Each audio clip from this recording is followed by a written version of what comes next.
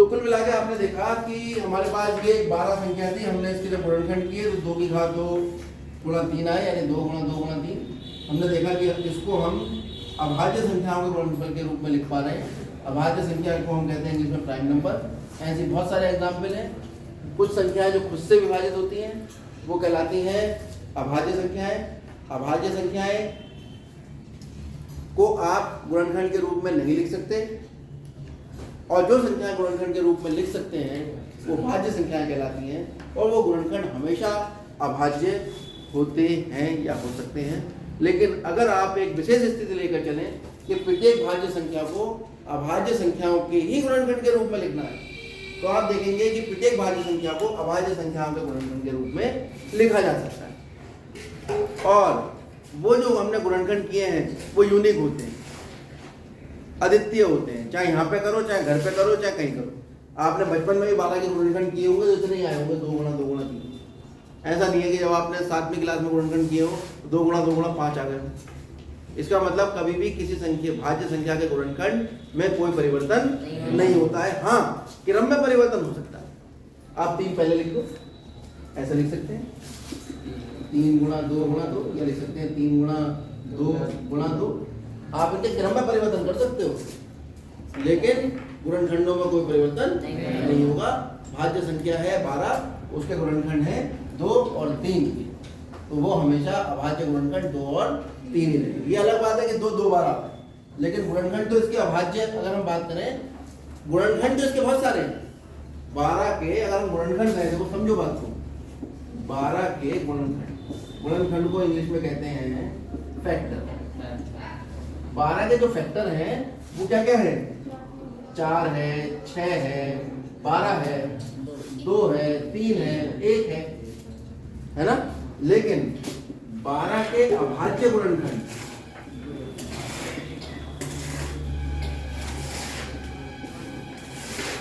अभाज्य मतलब prime factor, वो केवल है आपके पास 2 और 3,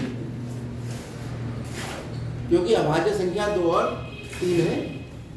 ये इनमें ये भी भाज्य, ये भी भाज्य, इनमें से खाली अभाज्य वाली अगर हम ढूंढे तो वो 2 और 3 है।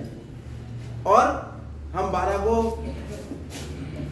6 गुणा 2 लिख सकते हैं, 4 गुणा 3 लिख सकते हैं, 3 गुणा 4 लिख सकते हैं, 12 गुणा 1 लिख सकते हैं, 2 गुणा 2 गुणा 3 लिख सकते हैं। ठीक है, हम 12 के गुणनखंड हम देख रहे हैं, देखो बदल रहे हैं। क्यों बदल रहे हैं? क्योंकि हमने इसमें भाज्य संख्या भी ले ली, 6 भाज्य है, 4 भाज्य है। लेकिन अगर हम केवल अभाज्य संख्या ही लिखें गुणनखंडों में, तो फिर वो अभाज्य संख्या वाले जो गुणनखंड है वो यूनिक होते हैं, उनमें कोई परिवर्तन नहीं होता। भाज्य गुणनखंडों में परिवर्तन हो रहा है, जो कंपोजिट नंबर है उनमें उनके जो गुणनखंड हम ले रहे हैं, जो नॉन प्राइम नंबर हैं उनमें गुणनखंड अगर हम लेते हैं तो उनके मान अलग अलग आ सकते हैं। लेकिन अगर केवल अभाज्य संख्याओं को अगर हम लेते हैं भाज्य संख्याओं के गुणनखंड के रूप में, प्राइम नंबर्स को लेते हैं, तो फिर वो निश्चित ही नंबर आएंगे, उनमें कोई परिवर्तन, केवल परिवर्तन हो सकता है तो आप उनके गुणा के क्रम को परिवर्तित कर सकते हैं। लेकिन ऐसा नहीं है कि इसका अभाज्य गुणनखंड 5 हो जाएगा, इसका अभाज्य गुणनखंड 7 हो जाएगा। अगर 2 और 3 है तो जिंदगी भर 12 के अभाज्य गुणनखंड 2 और 3 ही रहेंगे। कितनी छोटी सी बात आइडेंटिफाई की मिस्टर कार्ल फ्रेडरिक गॉस, 1777 से जीवित रहे 1855 तक। ठीक है, और कहाँ के थे ये? इन्हें गणित का राजकुमार भी कहा जाता है। ठीक है, और ये इतने महान है कि आर्किमिडीज और न्यूटन के साथ में इनका नाम लिया जाता है। ठीक है, तो आप इनके बारे में डिटेल में पढ़ेंगे। कार्ल फ्रेडरिक गॉस ने गणित में और क्या क्या बातों में योगदान दिया। तो बहुत, जबकि बात बहुत छोटी सी है, इतनी छोटी सी बात पकड़ के आप हो गए कि अगर हम अभाज्य गुणनखंड करते हैं तो उनके क्रम में परिवर्तन कर सकते हो, बाकी अभाज्य गुणनखंडों में कोई परिवर्तन नहीं होता है। यही है गणित की आधारभूत में फंडामेंटल थ्योरम ऑफ एरर। याद हो गई सबको? कोई समस्या इसमें? कौन बोल के बताएगा? जो बात हमने बताई इसको अपने शब्दों में कौन बोल के बताएगा? शिवम है, बताओ। सर इसमें क्रम को चेंज कर सकते हैं, लेकिन संख्या को चेंज नहीं, बात मजा नहीं आ रहा, पूरी बात बोलो। किसी भाज्य संख्याओं को अभाज्य संख्याओं के गुणनखंडों के रूप में लिखा जा सकता है, और ये गुणनखंड अद्वितीय होते हैं, केवल इनके क्रम में परिवर्तन हो सकता है। अब एक बच्चा गणित के आधारभूत प्रमेयों को खड़े होकर बोलो क्या लिखिए, बोलो फटाफट, एक बच्चा खड़े होकर देख के बोलो, क्यों परेशान हो, देख के बोलो बुलंद आवाज में।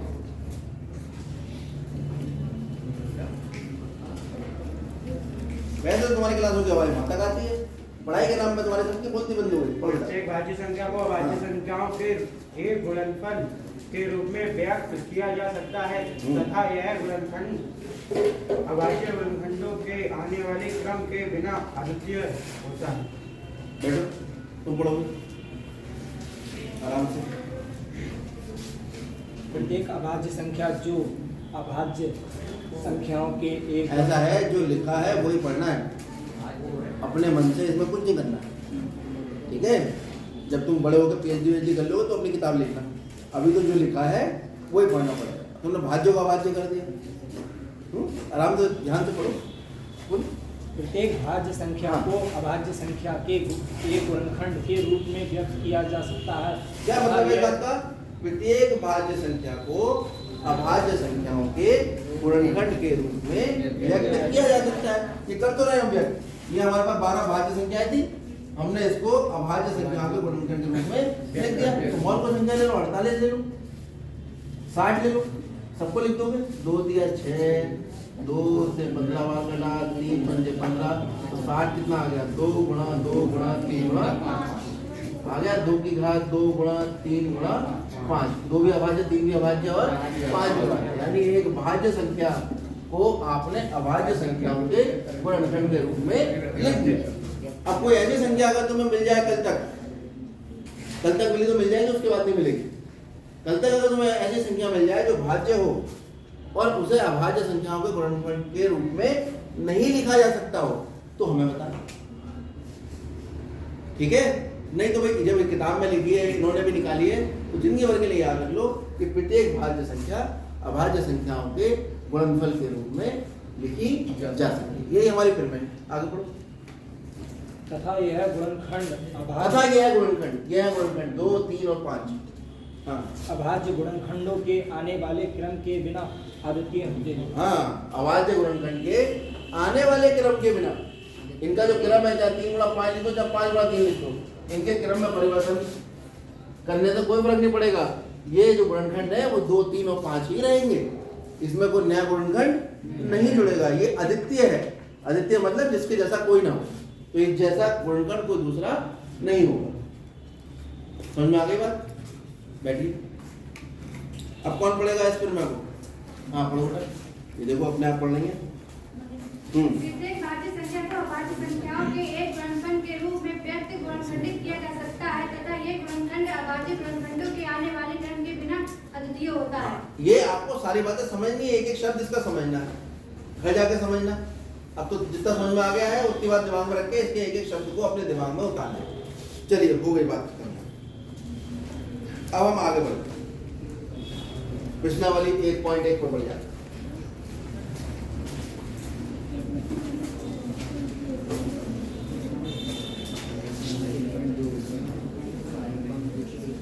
पूरी प्रश्नावली नजर के लानी है घर से, सवाल मैं बता रहा हूं कुछ।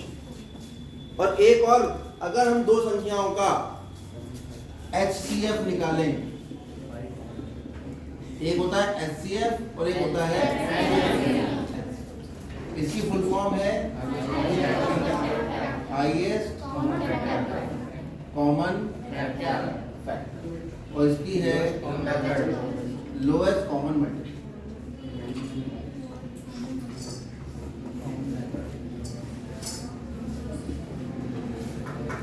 ठीक है, इसे कहते हैं गुणज। ठीक है, और ये है फैक्टर गुणज। बात समझ में आ गई? चलिए,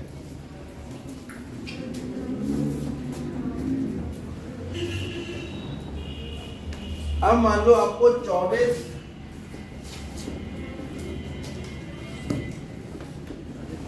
12 और 48 दो संख्याएं हैं हमारे पास, इन्हीं का HCF निकालना है, इन्हीं का एलसीएम निकालना है। क्या क्या निकालना है? एचसीएफ और तो तरीका सबसे अच्छा ये है कि सबसे पहले जिसका भी एलसीएम या एचसीएफ निकालना है उनके अभाज्य गुणनखंड कर लीजिए। तो 12 के अभाज्य गुणनखंड कितने आएंगे अभी? 2 गुणा 3। दूसरे शब्दों में मैं कहूँ 2 की घात 2 गुणा 3। 48 के कितने आएंगे? 2 गुणा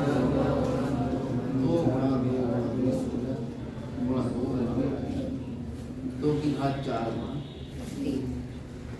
ये गुणनखंड इसके आएंगे। ये आपको ये तो करने आते होंगे। कितने बच्चे जिनको गुणनखंड करने नहीं आते?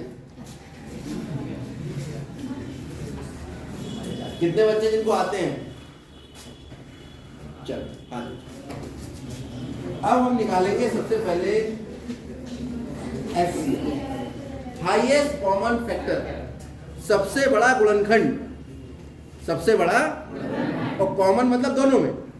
कॉमन मतलब तो एचसीएफ का मतलब हुआ हाईएस्ट कॉमन फैक्टर।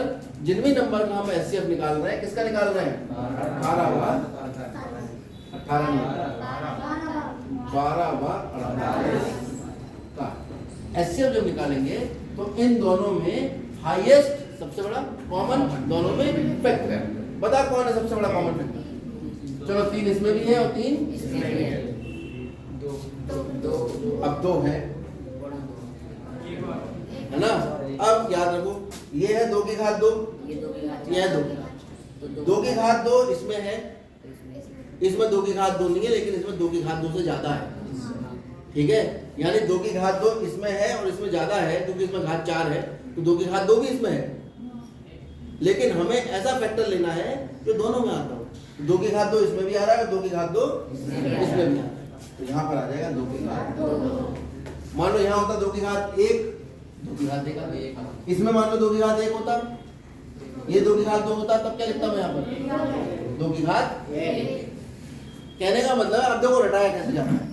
रटाया ऐसे जाता है कि बेटा एचसीएफ जब निकालते हैं तो पहले प्राइम फैक्टर यानी अभाज्य गुणनखंड कर लेते हैं। अभाज्य गुणनखंड करके जो कॉमन होते हैं उन्हें लिख देते हैं। और अगर कोई संख्या अभाज्य गुणनखंड कॉमन है जिसमें घात है तो छोटी वाली घात लिखते हैं। कौन सी घात लिखते हैं? क्यों लिखते हैं ये तो आज समझ में आ गया। वो इसलिए लिखी क्योंकि दोनों में कॉमन फैक्टर होना चाहिए। यहाँ पर 2 की घात 2 2 की घात 4 है, 2 की घात 2 यहाँ पर है, लेकिन अगर 2 की घात 3 लेंगे तो यहाँ पर नहीं है 2 की घात 3। ठीक है, दोनों में कॉमन कौन है? 2 की घात 2 इसमें भी है और इसमें भी। बच्चों को रटाया कैसे जाता है बचपन में? वो ऐसे करके जोड़े बनाए जाते हैं ऐसे। ये 2 लिख दो, ये भी कॉमन है, 2 लिख दो, ये 3 भी कॉमन है, ये भी लिख दो, और कोई कॉमन नहीं। ठीक है, 2 गुणा 3 यानी 3 दूनी 6 दूनी 12। यहाँ पर हम कायदे से कर रहे हैं। ये हमने पहले देखा कॉमन है, फिर ये 2 की घात 2 2 की घात 4 है, 2 की घात 2 इसमें भी आ रहा होगा। कितना हो गया ये? 3 गुणा 4 कितना आ गया? ये हाई स्कूल है, ये आपका छठा सातवां है। बात समझ में आ गए? तो आप जब यहाँ पे हाई स्कूल में करोगे तो पहले आप प्राइम फैक्टर करोगे, अभाज्य गुणनखंड उनको घातों के रूप में लिखोगे, और जब हम एचसीएफ निकालेंगे तो दोनों में होना चाहिए और छोटी वाली घात ले लोगे जिसमें घात छोटी। बात समझ में आ गई? अब इन्हीं का अगर एचसीएफ निकालते, एलसीएम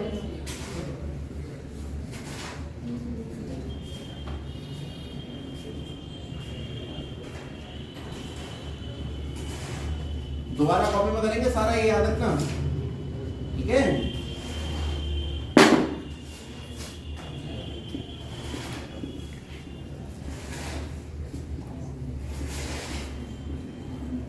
अब हम निकालेंगे 12 व 48 का लीस्ट कॉमन मल्टीपल।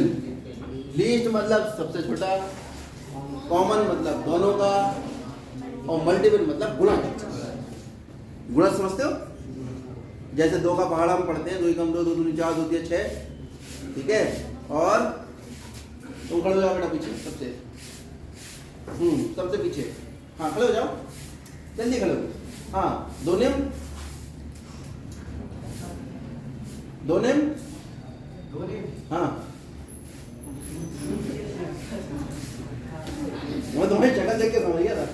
तुम्हारा ध्यान इधर है नहीं, क्या परेशानी है? तबीयत ठीक नहीं है? चलो बैठो। इस तबीयत ठीक में बेटा 2 नियम करना पूछता है कोई, दिमाग पर असर तो नहीं हो रहा कोई, दिखा लेना।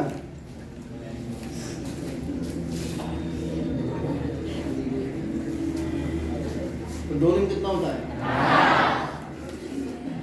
तो 12 व 48 का एलसीएम। कल 2 का पहाड़ा, 2 से 10 तक के पहाड़े सुनूंगा तुमसे मैं। कल वो क्या नाम है तुम्हारा? साजिद। कल 2 से 10 तक के पहाड़े याद करके आना, ठीक है? हाँ, वो याद है, कभी याद नहीं रहती। तो 12 व 48 का एलसीएम निकालेंगे। एलसीएम मतलब लीस्ट कॉमन। तो लीस्ट मतलब कॉमन मतलब दोनों, और मल्टीपल मतलब तो दोनों में कौन है यहाँ? यहाँ दूसरा कौन है दोनों में? 2। लेना क्या है? मल्टीपल। मल्टीपल छोटा होता है कि संख्या से बड़ा? 2 के पहाड़े में जितनी चीजें आती हैं वो सब 2 के मल्टीपल है, बड़ी होगी ना। तो 2 की घात 2, 2 की घात 4 में अगर मैं 2 की घात 2 लेता हूँ तो वो 2 की घात 2 से तो कटेगा, लेकिन 2 की घात 4 से नहीं कटेगा। लेकिन 2 की घात 4 लेता हूँ तो 2 की घात 2 से भी कटेगा। यानी दोनों में कॉमन मल्टीपल कितना है? 2 की घात 4, यानी 3 गुणा 16 या 45। यहाँ पर आपको ये एलसीएम निकालने का दूसरा तरीका आपको समझ में आ गया होगा।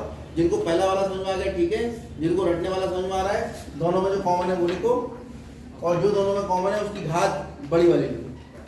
और मान लो यहाँ पे 7 होता, इसमें नहीं होता, और एलसीएम निकाल रहे होते, तो फिर उस 7 को भी हम इसके अंदर गुणा में लेंगे, ठीक है। लेकिन एचसीएफ में ऐसा नहीं होता है, एचसीएफ में केवल कॉमन होता है।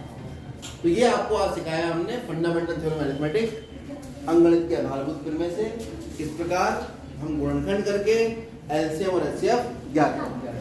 उसके अलावा एक और विशेष बात, जब भी 2 संख्याओं का एचसीएफ या एलसीएम निकालते हैं तो एक विशेष बात आपको याद रखनी है कि संख्याओं का गुणनफल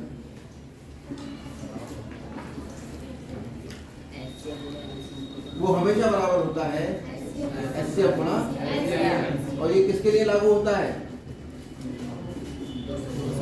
2 संख्याओं का गुणनफल